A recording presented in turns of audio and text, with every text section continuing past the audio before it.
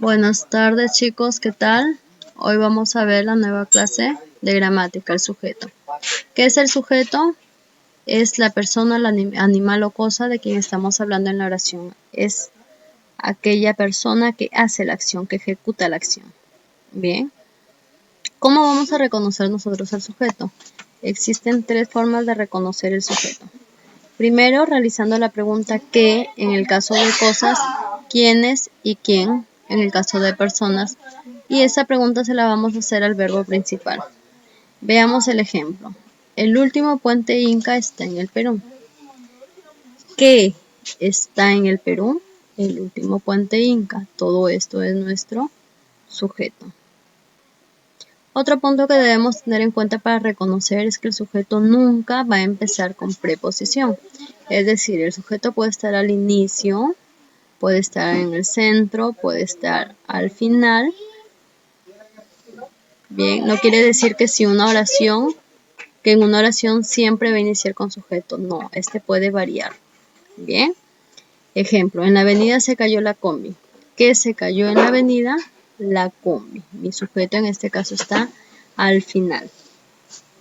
Y otra manera de reconocer es que sujeto y verbo siempre van a coincidir. Es decir, si sujeto está en singular, el verbo está en singular. Si yo cambio mi sujeto a plural, mi verbo también va a cambiar a plural.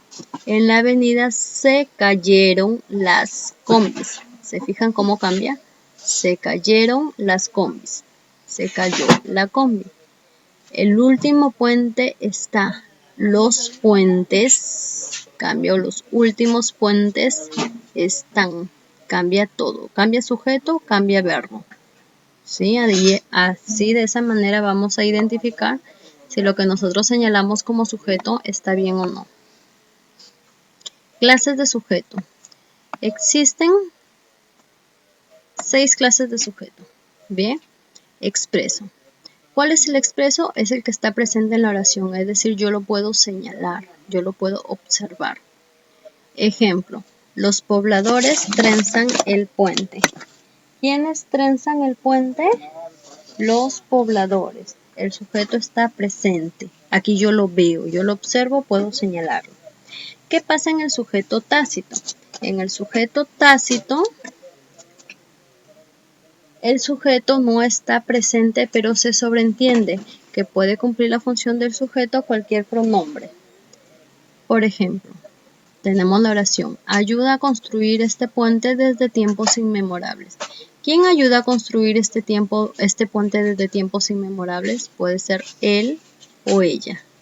Bien, entonces no está presente en la oración, ST significa sujeto tácito, no está presente en la oración, pero se sobreentiende que aquí hay un pronombre que está ejecutando la acción.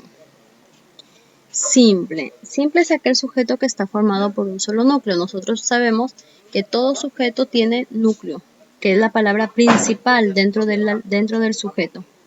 El sujeto simple tiene un solo núcleo, es decir, una sola palabra principal. El puente es un legado de los incas. ¿Qué es un legado de los incas? El puente. Puente es mi palabra principal. Bien, llamado también núcleo del sujeto. Compuesto. Compuesto tiene más de un núcleo. Bien, veamos ahorita el ejemplo de compuesto.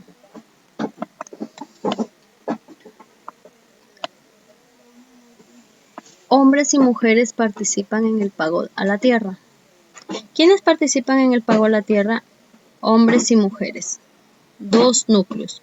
Bien, este es el sujeto.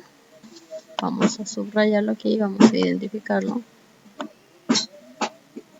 Bien, todo esto es el sujeto que está formado a su vez por 2 núcleos del sujeto. Bien, sujeto activo. ¿Cuándo hablamos de sujeto activo? Sujeto activo es aquel que está realizando la acción dentro de la oración. Él filmó la convención. ¿Quién filmó la convención? Él. En este caso, el núcleo del sujeto realiza la acción. ¿Pero qué pasa en el sujeto pasivo? Mi sujeto más bien no realiza la acción, sino que la recibe. Bien, la recibe. La convención fue filmada por él. ¿Qué fue filmada por él? la convención. Bien, se cambia la oración de voz activa a voz pasiva. Recordemos cómo cambiábamos. Cómo cambiábamos poniendo el verbo ser conjugado, ya sea en pasado, presente, futuro, más mi verbo principal. Bien. Ahora, la estructura del sujeto. El sujeto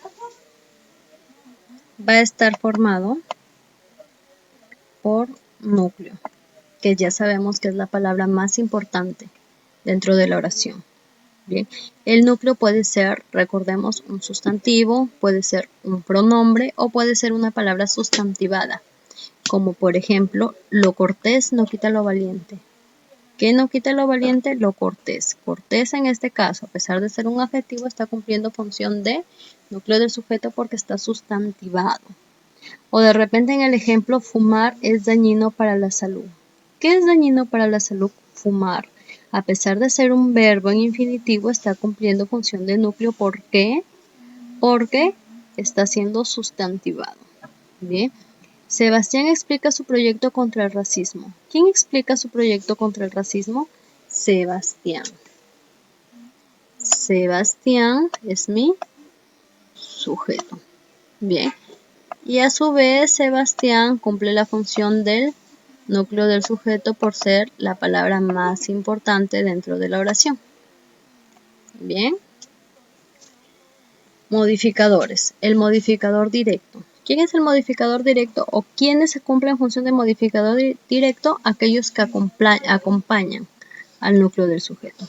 Puede ser un determinante artículo o cualquier otra clase de determinante posesivo, determinante numeral, determinante indefinido, o puede ser un adjetivo calificativo.